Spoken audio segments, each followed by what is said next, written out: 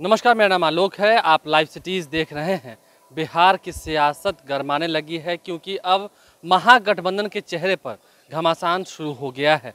कौन होगा महागठबंधन का चेहरा? आरजेडी का रही है नेता प्रतिपक्ष तेजस्वी यादव को चेहरा बनाएंगे, लेकिन आरजेडी के बातों को क्या महागठबंधन मानेगा? एनडीए दूसरी तरफ अपने ही तल्ख टिप्पणी की तरफ से इस्तेमाल करके कह रही है कि महागठबंधन खंड खंड में टूट जाएगा।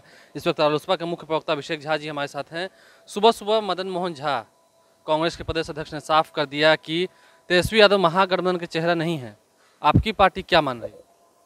देखिए, सही कहा है उन्होंने। एक तरह से आप देखें तो एक बात मैं सबसे पहले स्पष्ट कर दूं, हमने अभी तक महागठबंधन के अंदर ना किसी का विरोध किया है ना किसी का समर्थन किया है। लेकिन आलोक जी, आप एक बात बताइए कि अगर 5 लोगों को मिलकर कुछ तय करना है कि यह चेहरा होंगे या यह चेहरा नहीं होंगे, तो कैसे हो सकता है? कोई एक इंसान अकेला तय कर देगा?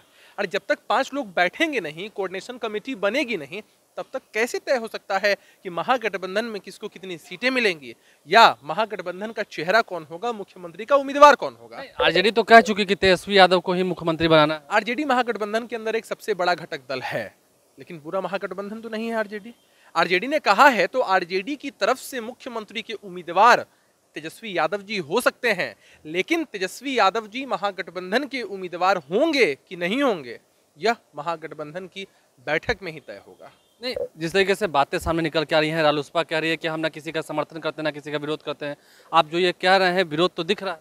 देखिए, हमने प्रक्रिया के बारे में कहा है कि अगर तेजस्वी यादव जी को ही चुना जाना होगा या किसी को चुना जाना होगा, हमारे पास तो बहुत सारे विकल्प हैं, तो वह महागठबंधन की बैठक में ही तय हो सकता है। लेकिन आप सिर्फ एक पार्टी होकर कह दीजिएगा कि हम तेजस्वी यादव जी को ही महागठबंधन का मुख्यमंत्री चेहरा मानेंगे, तो आप अकेले महागठबंधन तो है ही नहीं।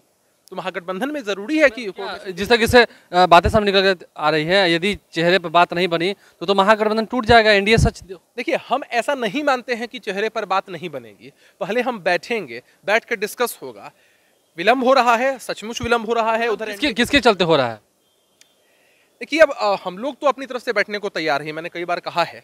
बाकी जो घटक दल हैं उनमें से सब लोगों को तैयार होना चाहिए, लेकिन मुझे समझ नहीं आ रहा है कि आखिर क्या ऐसा है कि आरजेडी के लोग इनिशिएटिव नहीं ले पा रहे हैं, या कांग्रेस के लोग तो मैंने देखा है कि अभी गुजरात के चुनाव में व्यस्त थे वो लोग, शीर्ष नेतृत्व उनका। लेकिन आज मदन जी भी कह रहे थे, मैंने सुना कि वे लोग भी अप्रोच करेंगे, बैठेंगे और उसके बाद देखेंगे कि क्या हो सकता है क्या नहीं हो सकता है। तो विलंब है, विलंब का कारण क्या है? हमारी तरफ से विलंब नहीं है, मैं अपनी तरफ से बता सकता हूं। जाता है यदि हम राजनीति की बात करें तो जिस पेड़ पर फल लगने वाला होता है उस पेड़ को झुकना होता है। आप कह रहे हैं कि हम एनडीए को उखाड़ फेंकेंगे, यानी कि पेड़ पर फल लगेगा, तो झुकने को तैयार तो नहीं है कोई। देखिए, हम तो अपनी तरफ से बात करने के लिए सदैव तत्पर और तैयार रहते हैं। उसी तरह जो अन्य घटक दल हैं उनको भी तैयार रहना चाहिए। यार, कोई महागठबंधन के नेता है कि नहीं है? देखिए, कैसे कह सकते हैं, वही बात मैं दोबारा दोहराना चाहता हूं। आरजेडी की तरफ से मुख्यमंत्री के उम्मीदवार हो सकते हैं, आरजेडी के नेता हो सकते हैं। महागठबंधन के नेता तभी हो पाएंगे जब महागठबंधन के सभी घटक दल कोऑर्डिनेशन कमेटी की बैठक में तय करेंगे। महागठबंधन की तरफ से सीएम उम्मीदवार कौन अभी तक तय नहीं हुआ? नहीं, निश्चित रूप से तय नहीं है, एकदम ही तय नहीं है। जब तक बैठक नहीं होगी तब तक उम्मीदवारी पर मुहर नहीं लग पाएगी, पहली बात है। और दूसरी बात कि किन्हीं को भी अगर मुख्यमंत्री बनना हो, ये है मुख्यमंत्री बनना हो, ठीक है, सामने में एनडीए है, वो तो कह रहा है कि हम बैठ जाएंगे, तो आपके दल में ऐसा हो रहा है, दिक्कत हो गया? हाँ, देखिए, ये तो एक सोचने वाली बात निश्चित रूप से है कि सामने उन लोगों ने तय कर लिया है कि उन्हें उसी चेहरे के दम पर चुनाव लड़ना है या वही चेहरा आगे किया जाएगा।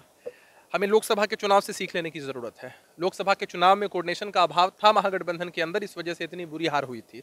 तो लोकसभा के चुनाव से पता नहीं क्यों सभी लोग मिलकर सीख नहीं ले रहे हैं। हम लेकिन चिंतित हैं इस बात को लेकर कि चिंतित है, लेकिन आपके ही दल के कुछ लोग कह रहे हैं, महागठबंधन के कुछ लोग कह रहे हैं कि अहंकार में डूबे हैं कुछ लोग।